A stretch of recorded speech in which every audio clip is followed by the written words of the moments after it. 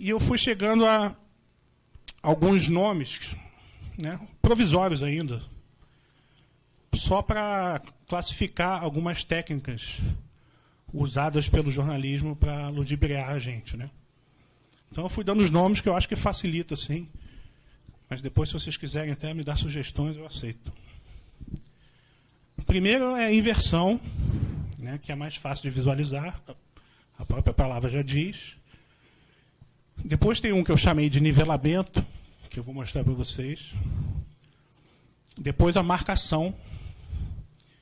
E um que eu chamei de intransitividade maliciosa. Primeiro a inversão.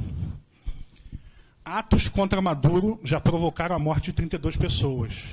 Entenda a situação na Venezuela. Onda de protesto deixa mais um morto. Foram os atos que provocaram a morte? Ou foi a repressão de Maduro?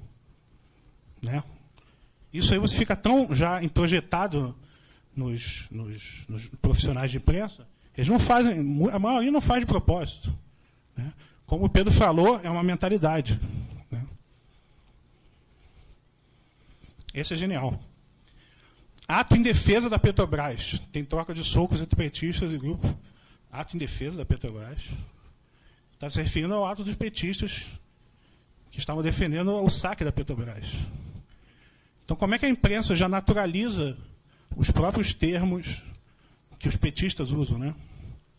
Ela usa como se fosse uma coisa descritiva. Deveria, pelo menos, botar aspas, né? Esse é brilhante. Israel suspende trégua de 24 horas após Hamas disparar mísseis. Ué, foi Israel que suspendeu a trégua? O Hamas dispara mísseis e o Israel que suspende a trégua. Macri ataca Venezuela em reunião do Mercosul. O Macri estava criticando os presos políticos na Venezuela, né? Essa a gente já vai começar a passar para a técnica que eu chamei de nivelamento. Né? Egito vai reforçar a segurança em locais religiosos após confronto, que deixou mortos e centenas de feridos. O que a notícia falava? Cristãos coptas sendo massacrados por muçulmanos radicais no Egito. Eles chamam de confronto. É o que eu sempre brinco, né? Se os jornalistas hoje fossem noticiar as noites dos cristais, né, que os judeus foram perseguidos na Alemanha, eles iam chamar de confronto entre os judeus e nazistas. O Holocausto foi um grande confronto entre judeus e nazistas. Né? Mesma coisa, nivelamento. Essa foi mais recente, né? Todo mundo lembra. A marcha. Essa aí tem duas manipulações, né? Um palestino e um sírio são detidos após confusão, o termo aí de nivelamento. Não foi confusão, foi uma bomba terrorista, um atentado terrorista praticado pelos muçulmanos. Em marcha anti-imigração em São Paulo. Não era uma marcha anti-imigração, era uma marcha contra a lei de imigração. Né? Ou seja, olha só como numa simples manchete você inverte, você nivela, você deturpa totalmente a realidade do fato. Essa também é ótima. Mais um negro é morto pela polícia em Nova York. O que você lê? Só o título você está achando o quê? A polícia em Nova York é useira e vezeira em matar negros à toa, né? Todo dia ela vê um negro e mata um negro. Mais um negro é morto. E aqui o detalhezinho. Ele atacou o judeu com faca na sinagoga. Como é que o título...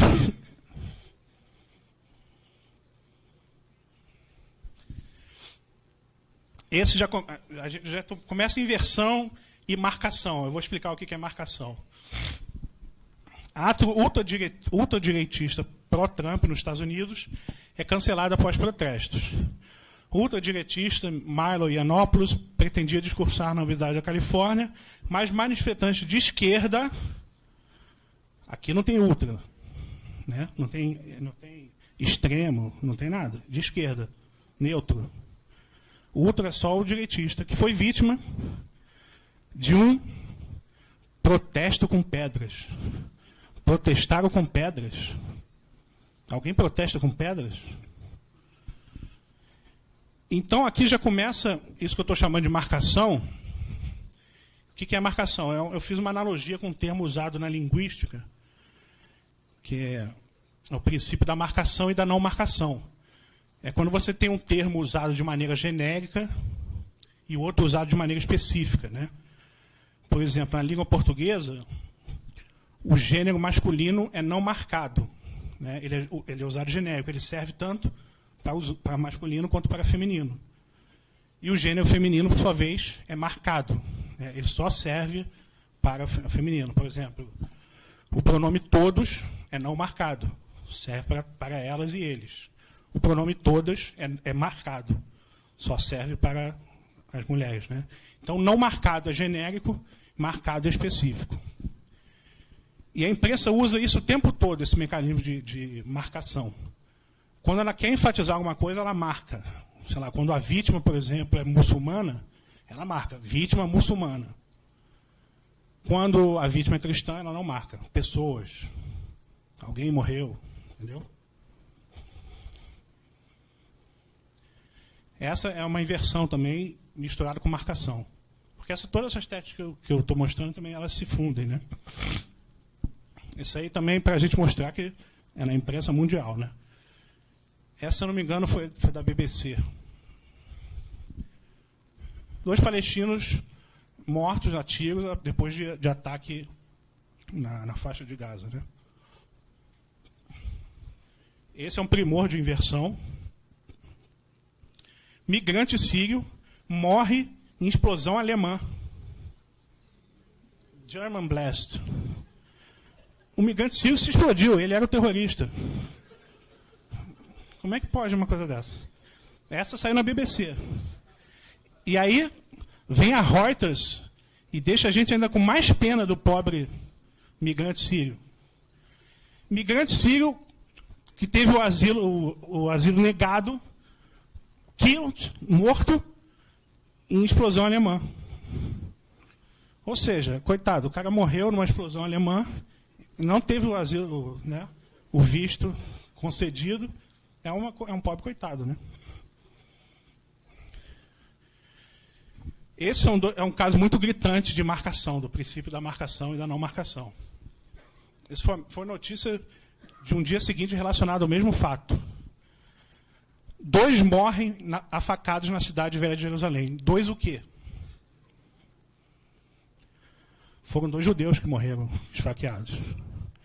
No dia seguinte, repercutindo na matéria, depois da reação da polícia israelense marca: proíbe palestinos de acessar a cidade velha de Jerusalém. Aqui, palestinos estão na posição de paciente e a polícia israelense na posição de agente, né? Aqui está a marca, aqui é não marcado. 2 morrem. Grupo armado mata pelo menos 62 na Nigéria. 62 gatos, pombos. 62 cristãos foram mortos. Mas o jornalismo, quando o cristão é vítima, ele não acha interessante marcar isso.